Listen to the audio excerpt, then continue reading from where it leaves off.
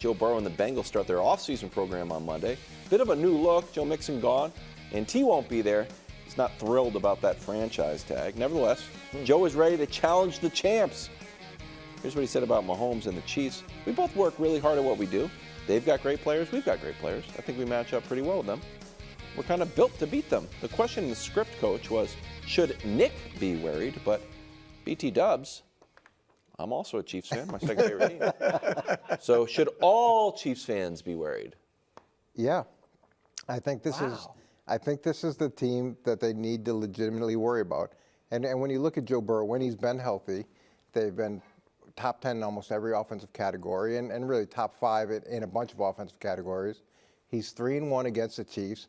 So when we were in New England and we had it rolling, there were teams that would come in and we knew we had them beat as they came in.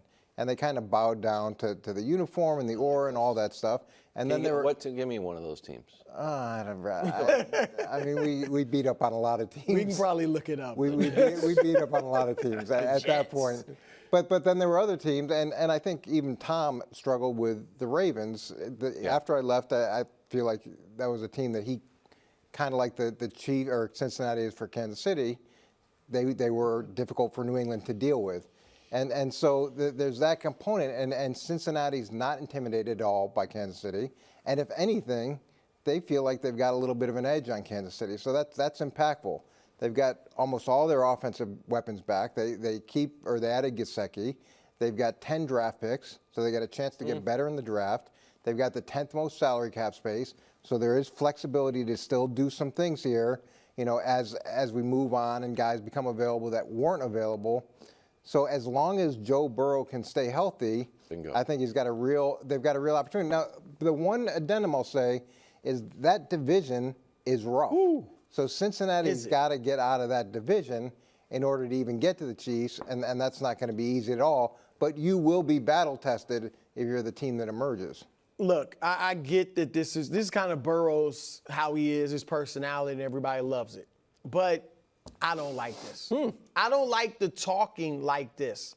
All right, I get that they're 3-1 against the Chiefs and have played them well, but they did lose that one loss was in the AFC Championship game, and then now it was a year and a half ago, and they're losing, probably going to lose T. I still don't think they have to trade T, but, they may lose him.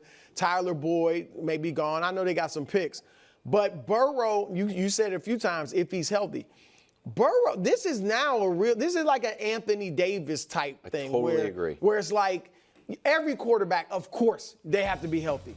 But there are a few players where that's really an issue, and he is one of them. So I'm saying, coming off a year where you got hurt in rolling out in practice, and you lost some players or will lose some players, I just think you don't need to be talking about Kansas City like this. When they were talking about Burrowhead Stadium, it didn't work out well. So again, that's their personality, but I don't think this should have been said. With Joe Burrow, do you feel like when he says those things, he's saying it because he believes it, or he's saying it because he's trying to convince himself that that's the case? I think he believes it. And you can say, okay, he's got to go prove, but you're putting fuel to the fire with Kansas City. But to me, that's the difference. Yes. He legitimately believes what he's saying. Believes it. The Bills there's a lot of guys that say stuff and put it out in the NFL universe. That's right. Because they're trying to convince themselves right. that could happen. Where with him, he truly believes it. And then when your quarterback believes that, everybody else in the room believes that because they know you can make it happen. Quickly about Joe's injuries. First, rookie year, I don't think anyone says that's his fault. Then he plays 16 back-to-back. He played 10 this year.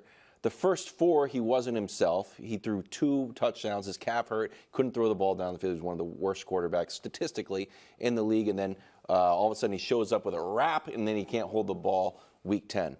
Is any of this on him conditioning-wise, a style of play? We talk so much about Lamar's style of play as an injury risk. Tua is obviously an injury risk. Josh Allen's an injury risk. Meanwhile, he's missed a ton of games. And is it just like, it's just bad luck that you get bitten by the injury bug? The only one that really stood out was when he was rolling out and pulled the muscle or whatever that initial one where it's a soft tissue. Well, it was a soft tissue injury those are the ones that you look at and you say, okay, well, what was he doing leading up to that? Because that's usually when you get it is early in training camp or early in the season where you get those injuries, and it's usually related to some sort of off-season conditioning component to it. But I haven't heard anybody talk about him as not being a hard worker or not doing all the things that the expectation would be. Some guys are just injury prone. Yeah, there's definitely some guys that are injury prone, and sometimes you're unlucky and you go through 1 or 2 years where you get dinged up. I mean, Lamar's a great example. 2 years back to back, this year fully healthy. Okay, here's the projections of win totals that I don't totally agree with. Bills are at 10.5. Dolphins are at 9.5. The Jets, who are led by a quarterback who hasn't thrown for 300 yards in 23 games, at 9.5. And then the Patriots on the drive for 5 at 4.5. Now, we'll start with you, Brew. Is this the year Miami gets over the hump? No. No. I mean, everybody's talking about the Jets offseason acquisition. Oh, Tyron Smith, he's not going to be healthy. These guys can't stay healthy. Mike Williams. Shaq Barrett, Jordan Poyer. Poyer's going to be 33, and he's had some injury issues. Same thing with Barrett. Like, I think that's a concern.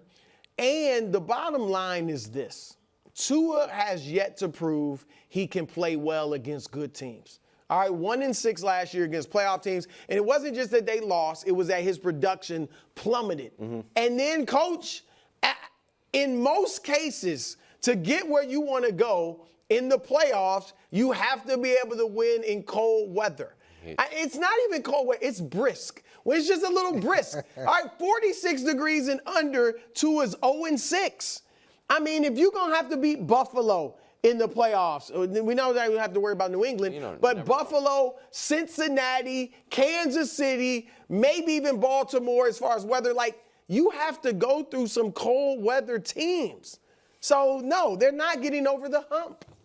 Yeah, they'll be all right. I didn't love last year how they faded down the stretch. And you look at the last 2 games of the season, throws 4 picks in those 2 games. He's got the 2 worst quarterback ratings in those 2 games. And the team as a whole, losing Vic Fangio, and I'm not saying he's a savior, but he's a very good defensive coordinator.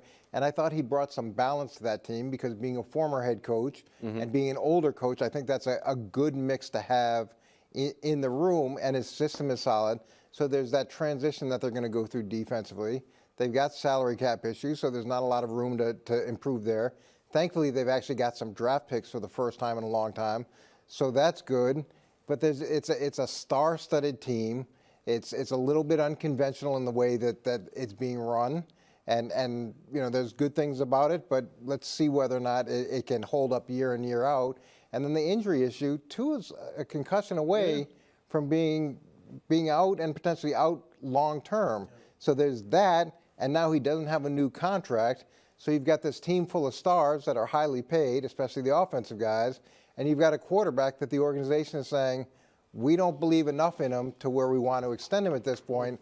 That doesn't add a lot of it's not what you want, the message you necessarily want to be sending. Do you believe in organizational momentum, where we've seen the Packers, they won a playoff game. Let's see what they do. The Lions finished 2 years ago, finished hot, got hot in the playoffs. This year, we hope they take the next step. The Texans won a playoff game. Maybe this year they can take the next step.